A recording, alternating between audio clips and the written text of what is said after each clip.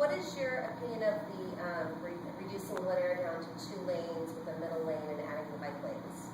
You mean on Glen Glen, yeah. Okay. I haven't studied it in detail, and I'm caveating for one simple reason. There is a state law called complete streets. We have to comply with that state law. Let's ignore that for a second. The biggest problem we have in town, according to many residents, is parking and traffic circulation. I think if you really analyze it, you find that parking tends not to be the bigger problem. It's trying to get from one side of town to the other. It's trying to get from here to there. Traffic circulation is the major thing. Particularly at certain times of the day and certain times of the year, Coast Highway is very hard to use. So those of us who are residents or have businesses here tend to use Glen as our major thoroughfare. If it's our major thoroughfare, and then we want to improve traffic congestion, the last thing you want to do is decrease the volume of traffic on Glen. So, to me, I'm going to have to hear some arguments as to why it makes sense, other than compliance with some state law. But to me, to reduce it from 2 lanes to 1 is insane. What we should be looking at is, how do we make it 3 lanes in each direction? Which is hard because of the parking, so no one's going to say. But that's the residents' secret route to get around town on July 4th. Yeah, I agree. Mornings.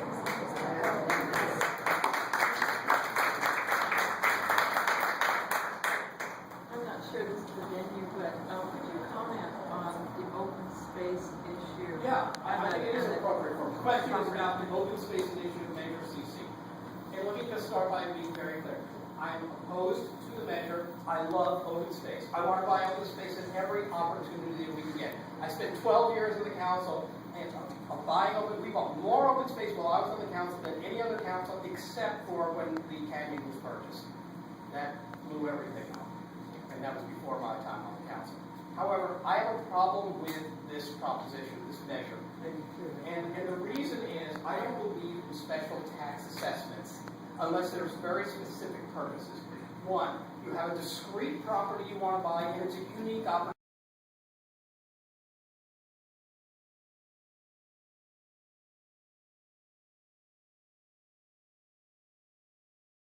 Federal law required, which was to rebuild the roads next to the homes.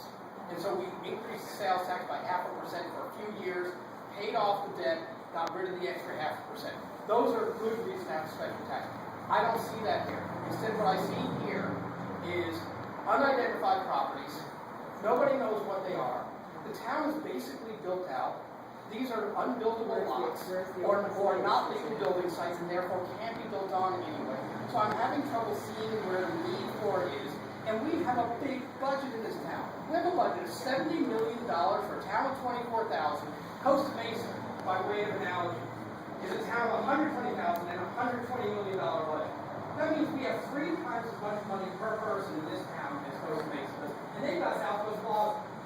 So, to say, oh, we're not going to have the money for it, the fact is, out of the $70 million, approximately 30 of it is discretionary every year.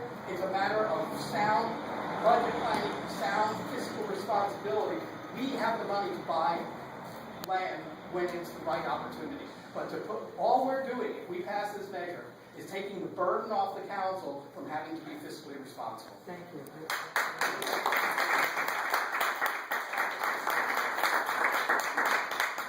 Update on the light before Emerald Bay on Coast Highway. Yeah, I don't know what the current status is. I can tell you that I believe in lights when they have the effect of promoting safety. There is absolutely no evidence whatsoever, none, that putting the light there will promote safety, and I suspect it would actually take away from safety because it's going to cause a stop at an unnatural point for cars to stop. So I oppose that light. I think the current status is that the city doesn't support it, and Emerald Bay is trying to do their own thing. It's not ultimately, I think, our decision. I think we have a sphere of influence over it. But just to be very clear, I oppose it. You got a question?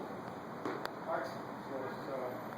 The view ordinance is unenforceable, toothless, counterproductive, and do you have any... The question is on a view ordinance. One of the interesting things that has occurred in this town over the last 20 years is we've gone from everybody being against the view ordinance to even the most extreme environmentalists saying, you know what, something isn't working in this town. There are at least 1,000 homes up in the hills whose views are partially or totally blocked. It's decreasing people's property values. It's decreasing quality of life. We need to have a new ordinance that has teeth. Because when I was on the council, we had a set of rules. We created a mediation board, and I got to chair the mediation board. And I tried to get neighbors together to work together to get rid of the problem, and I got laughed at. People would come in and say, yeah, but you can't enforce anything, and they walk out.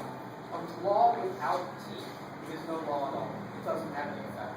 And I think that you have to be very careful with these ordinances. There are constitutional and property rights that are involved, and there's also, we love trees, so we don't want to be just randomly chopping things down. But we need to have a balance because it's just, what's going on is just not right. There are spike fences all around town, and people that had panoramic views of the ocean now have views of trees. So hopefully that's a clear position. Any other questions? I was agreeing. Oh, okay. I think it's very important. I appreciate it. So, Like I said, I think we need to be environmentally sensitive. I'm not suggesting just wholesale, chopping down trees. But I know that Trim. proper maintenance will make things work. You've In got trees most at cases. the end of our streets there. Any It's other like a questions? lot of people move to the beach to see the trees. Now, we are aware. Any other questions? Yes, I do. You just made 2 lanes going out, like 10 by 12 and Can you tell me why? Because I can't figure it out. I can give you the answer, you just do it, because about 200 feet further, again you do 2 lanes. Why can't they just go slightly forward and make 2 lanes It's all the totally, way? what causes traffic to back up is going from 2 lanes to 1 lane back to 2, back to 1. You lose momentum, people have to stop in order to merge. What makes sense is either make it 2 lanes or make it 1 lane, but stop at all stages. But there's one other factor. I don't know if you all know this, but we actually own Coast Highway and we actually own the Canyon Road. And Caltrans was very happy for us to take back over the maintenance, and I absolutely support the idea of our doing it. And when that happens, we can do what you're suggesting. Until then, the best we can do is ask Caltrans. But I think that we should break right now.